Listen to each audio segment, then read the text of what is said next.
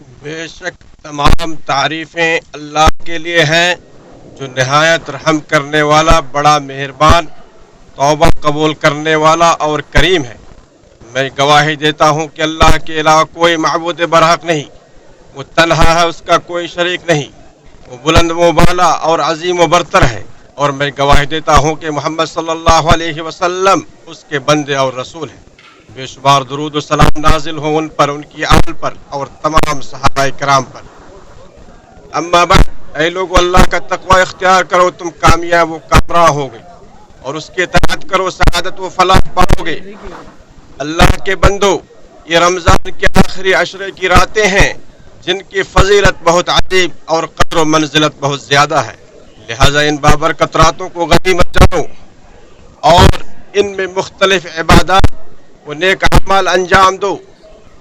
رسول اللہ صلی اللہ علیہ وسلم رمضان کے آخری عشرے میں دیگر عشروں کے مقابلے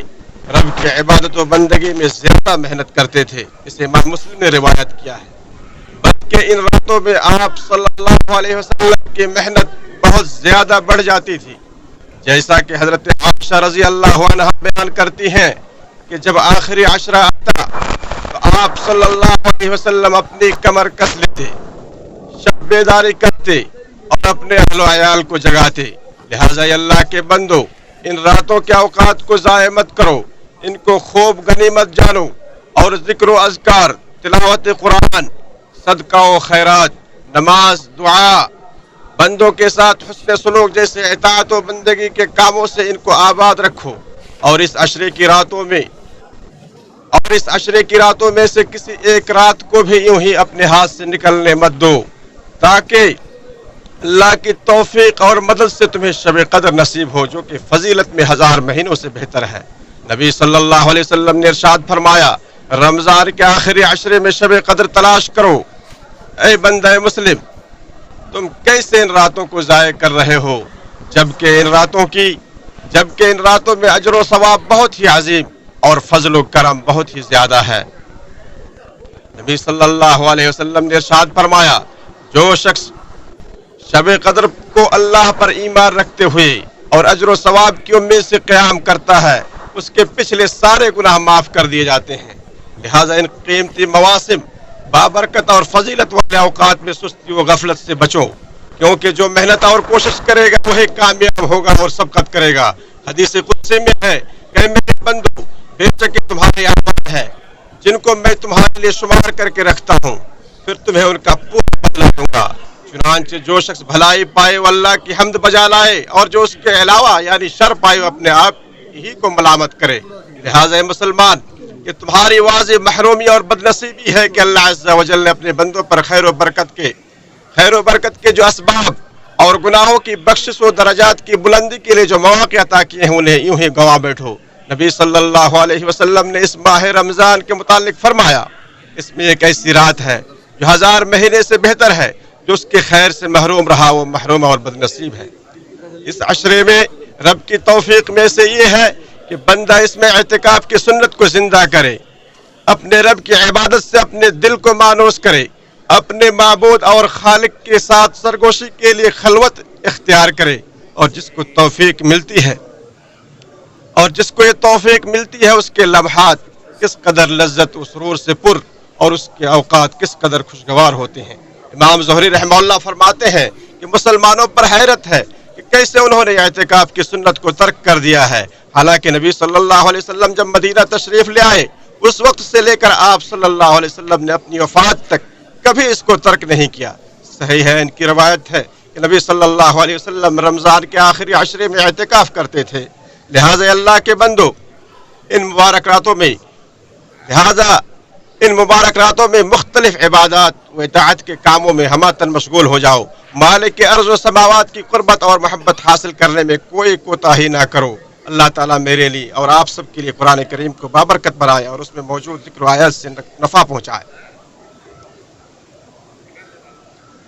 تمام تعریفیں اللہ رب العالمین کے لیے ہیں، اور میں گواہی دیتا ہوں کہ اللہ کے علاوہ کوئی معبود برحق نہیں، اس کا کوئی شریک نہیں، اور میں گواہی دیتا ہوں کہ اللہ کے رسول صلی اللہ علیہ وسلم، اور یہ گواہی دیتا ہوں کہ محمد صلی اللہ علیہ وسلم اس کے بندے اور رسول ہیں۔ اللہ تعالیٰ آپ صلی اللہ علیہ وسلم پر، آپ کی آل اور صحابہ کرام پر رحمتیں، برکتیں اور سلامتی نازل فرمائے۔ مسلمانوں پر جو چیزیں واجب ہیں ان میں زکوٰۃ فطر بھی ہے، اور اس کی ادائیگی کے لیے افضل وقت نماز عید کے لیے مسلمانوں کے نکلنے سے پہلے کا وقت ہے، اور عید سے 1 دن یا 2 دن پہلے بھی اس کو نکالنا جائز ہے، اور عید کی نماز کے بعد تک تاخیر کرنا جائز نہیں۔ اور جو اناج اس ملک کے باشندے کھانے کے طور پر استعمال کرتے ہیں اس میں سے 1 سا کی مقدار واجب ہے، اور 1 سا معروف وزن کے مطابق 3 کلو ہے، اور یہ زکوٰۃ الفطر مصارف زکوٰۃ میں سے صرف فقراء اور مساکین کو ہی دی جائے گی۔ یہی سنت مطہرہ سے دلیل کی روشنی میں راجح ہے، جیسا کہ ابن عباس رضی اللہ عنہما سے روایت ہے کہ اللہ کے رسول صلی اللہ علیہ وسلم نے زکوٰۃ فطر کو فرض کیا تاکہ وہ بیہودہ اور فحش کلام سے پاکی کا ذریعہ اور مسکینوں کا کھانا بن سکے، لہٰذا جو اس کو نماز سے قبل ادا کرے گا اس کا صدقہ فطر مقبول ہوگا، اور جو نماز کے بعد ادا کرے گا تو اس کا شمار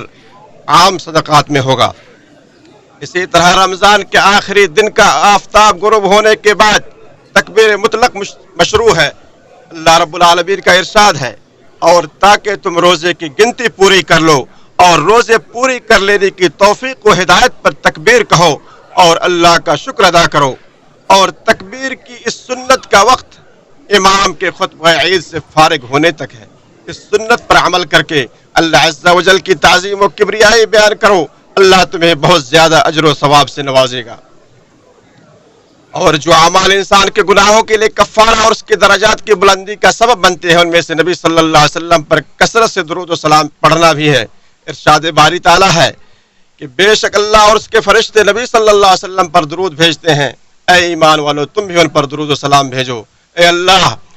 تو ہمیں شب قدر کو پانے کی توفیق دے اور ہمیں تو ان میں سے بنا جو اجر عظیم سے کامیاب ہوئے۔ اے اللہ تو بہت زیادہ معاف کرنے والا ہے، لہذا تو ہمیں معاف فرما۔ اے اللہ تو مسلمان مرد عورت فوت شدہ زندہ ہر کسی کو بخش دے۔ اے اللہ تو خادم حرمین شریفین اور ان کے ولی عہد کو اپنی توفیق سے نواز، ان کی خصوصی حفاظت فرما، ان کو درست راستے پر لگا اور ان کی مدد فرما۔ اے اللہ تو تمام مسلمان حکمرانوں کو ایسے کاموں کی توفیق دے جن میں ان کے ملکوں کی مصلحت اور فائدہ ہو۔ اے اللہ تو مسلمانوں کو اے اللہ تو مسلمان مریضوں کو شفا دے، ان کی مصیبتوں کو دور فرما، ان کے غموں کو زائل کر دے، مقروض سے قرض کو اتار دے۔ اے اللہ ہم پر بارش برسا، اے اللہ ہم پر بارش برسا، اے اللہ ہمیں سیراب فرما۔ اور ہماری آخری پکار ہے کہ تمام قسم کی تعریف سارے جہانوں کے رب